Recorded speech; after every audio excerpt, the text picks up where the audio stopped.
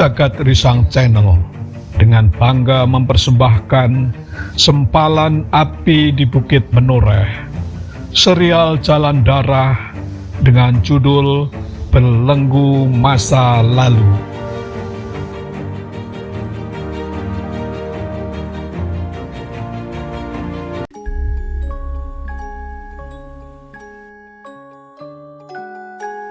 Perhatian Pirokopati sepenuhnya tercurah pada benda yang ada di tangannya. Sebuah benda pipih atau tipis layaknya mangkuk berukuran kecil yang terbuat dari besi kuningan. Tetapi benda mirip mangkok kecil itu ternyata tidak kosong. Pada bagian dalam terdapat ukiran gambar semacam bangunan atau mungkin semacam huruf Pallawa yang menonjol menghadap ke atas hingga setinggi permukaan tepi mangkok. Seolah-olah gambar atau ukiran itu sengaja diukir lalu dilekatkan pada dasarnya. Bentuknya tidak sepenuhnya bulat, melainkan sedikit lonjong. Sayangnya aku sama sekali belum pernah melihat ataupun mengenali ukiran di dalam benda ini. Ada bagian-bagian yang justru berlubang atau kosong di sana-sini, seolah ini disengaja. Luas bagian yang berisi ukiran dan bagian yang kosong hampir berimbang. Pirokopati mencoba mengamati lebih teliti. Aku menduga benda pipih ini adalah separuh bagian belakang, sementara ada bagian lain yang masih harus dicari. Ini mirip seperti telur yang dibelah menjadi dua. Jika nanti pasangan benda pipih itu ditemukan dan disatukan, maka ia akan saling menutup dengan rapat. Maka dua benda mirip mangkok kecil ini layaknya sebuah bandul untuk perhiasan kalung atau semacamnya. Pirokopati tercenung sambil memperhatikan bentuk gambar atau ukiran benda itu dengan seksama. Ia berusaha memahatkan ke dinding ingatannya dan berharap dalam perjalanan menjelajahi perbatasan Bangwetan dengan Bang Tengah nanti, ia akan menemukan sebuah jawaban. Belum selesai Pirokopati mengamati benda pipih yang ada di tangannya, tiba-tiba saja telinganya menangkap suara riuh dan langkah beberapa orang menuju ke arahnya. Dengan cepat Pirokopati segera memasukkan benda pipih itu ke dalam saku ikat pinggangnya. Sambil menegakkan tubuh, perhatiannya segera teralihkan kepada 4 orang yang dengan langkah lebar sengaja menghampirinya. Menilik pakaian yang dikenakan, agaknya mereka adalah penduduk setempat. Kakek tua, siapa kau dan apa yang kau lakukan di sini? Bertanya salah seorang di antara mereka yang usianya paling tua. Pirokopati mengerutkan keningnya. Meskipun kalimat pertanyaan itu wajar, akan tetapi diucapkan dengan nada yang tidak bersahabat dan bahkan penuh kecurigaan. Maaf Kisana, aku hanya berhenti sejenak untuk beristirahat dan melemaskan otot kakiku. Aku dalam perjalanan menuju dusun Sembayat. Pirokopati menjawab dengan hati-hati. Tetapi jawaban Pirokopati itu justru membuat keempat orang itu terkejut dan saling berpandangan. Agaknya mereka sudah punya dugaan tertentu terlebih dahulu.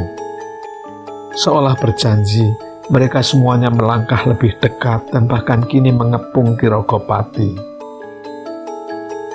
Salah seorang yang bertubuh sedikit gemuk berdesis kepada kawannya. Agaknya benar dugaan kita, Kakang. Orang ini pasti kaki tangan Ki Saudagar Sembayat. Kawannya yang berusia paling tua menganggukkan kepalanya. Ia merasa wajib untuk mengambil tindakan yang diperlukan. Siapakah namamu Kisana? Bertanya orang yang paling tua di antara kawan-kawannya itu. Namaku Rokopati. Jawaban itu terlalu singkat dan bahkan terdengar angkuh di telinga keempat orang yang baru saja datang itu. Apa hubunganmu dengan Ki Saudagar dari dusun Sembayat? Pertanyaan susulan itu kembali disuarakan oleh orang tertua di antara mereka. Kirokopati menarik nafas dalam-dalam. Betapapun ia merasa enggan untuk berurusan dengan orang-orang yang tidak dikenalnya ini, akan tetapi ia tidak mungkin bersikap deksuro atau langsung melarikan diri. Di sana, aku dari bumi perdikan menoreh yang jaraknya ribuan tombak dari sini. Baru tadi malam aku tiba di pelabuhan Tuban dan aku masih asing dengan semua yang ada di Bangwetan ini, termasuk pengenalanku atas seseorang. Aku sama sekali tidak mengenal siapa itu Ki Saudagar Sembayat seperti yang baru saja Kisanak sebutkan. Jawab Kirokopati dengan nada bersungguh-sungguh. Untuk sejenak suasana terasa hening. Dalam sekilas pandang, Kirokopati dapat menilai bahwa keempat orang yang mendatanginya itu bukanlah orang-orang keras, apalagi jahat. Agaknya sikap kehati-hatian mereka yang menyebabkan harus menghadang dan bahkan kini mengepungnya.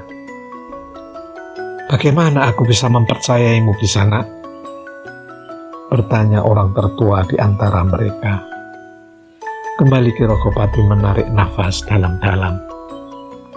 Maaf Kisanak, aku benar-benar tidak tahu arah pembicaraan ini.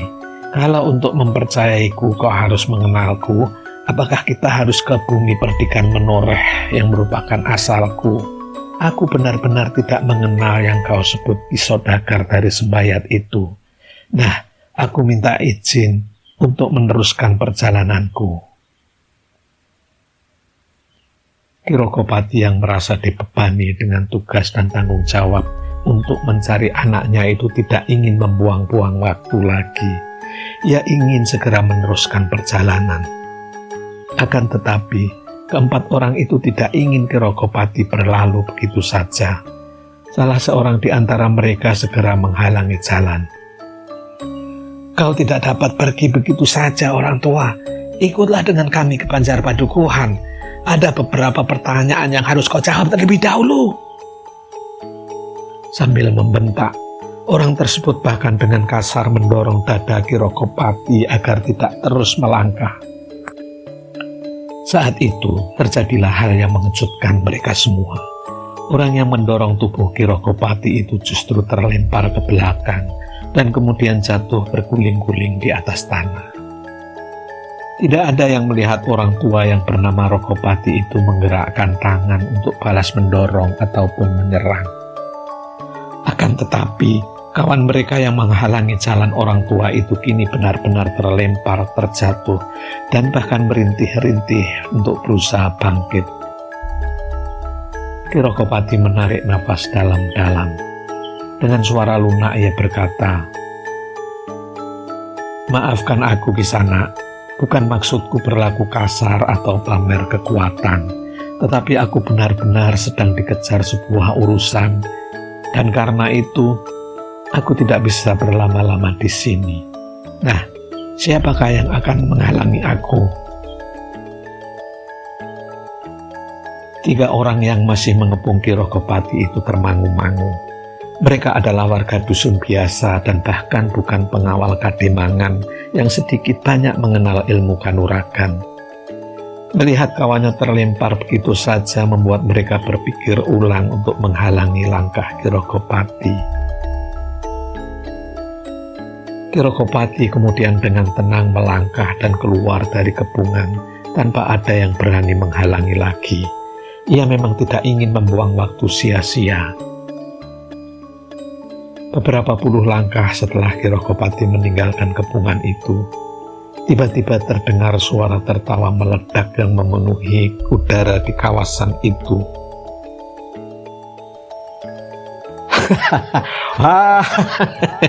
Wahai orang tua, caramu menakut-nakuti tikus padukuhan itu sungguh tidak elok. Mengapa tidak kau hajar saja sekalian agar mereka benar-benar kapok dan tidak mengulangi perbuatannya? Suara itu berdengung dan melingkar-lingkar sehingga sulit diketahui sumbernya. Kirokopati merasa bahwa ucapan itu ditujukan untuk dirinya. Karena itu, segera ia membalikkan tubuh dan menghadap ke arah di mana keempat warga setempat itu berdiri termangu-mangu.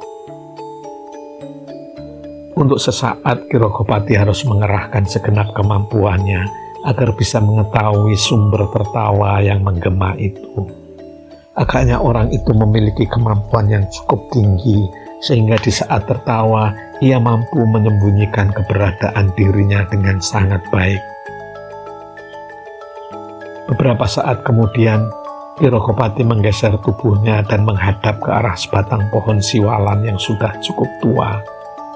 Pohon itu berjarak sekitar 5 tombak ke arah kiri dari tempat berdiri keempat laki-laki warga dusun setempat itu. Sambil mendongak ke atas, Ki Ragopati berkata cukup keras, "Jika kalimat Kisana itu ditujukan untuk aku, maka sesungguhnya bersembunyi dan menguping pembicaraan yang Kisana lakukan adalah juga bukan cara yang elok." Keempat warga dusun setempat itu segera mengikuti arah pandangan Ki Ragopati yang mendongak ke atas. Bibir mereka segera menggumamkan kata-kata yang tidak jelas manakala mengetahui betapa di antara pelepah daun siwalan itu bertengger sesosok tubuh berpakaian serba hitam.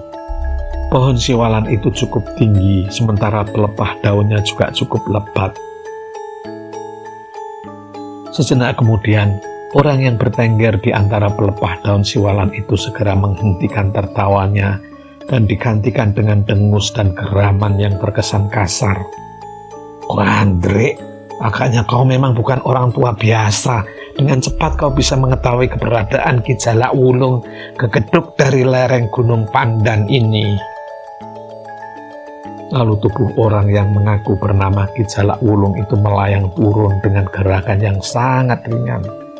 Pakaiannya yang berwarna hitam berkibar tertiup angin, seolah menjadi sayap bagi gerakan cepat layaknya burung yang sedang terbang melayang. Agaknya Ki Jalak Wulung menguasai ilmu meringankan tubuh yang sangat baik. Dengan tubuh seorang manusia, ia mampu bergerak layaknya seekor burung jalak hitam yang bergerak sangat lincah dan sangat ringan. Akan tetapi kesan itu segera sirna manakala kedua kaki Ki Jalak Wulung menyentuh tanah. Sambil berteriak keras, ia menghentakkan kedua kakinya di tanah. "Orang tua, aku sungguh ingin bermain-main dan menjajaki kemampuanmu."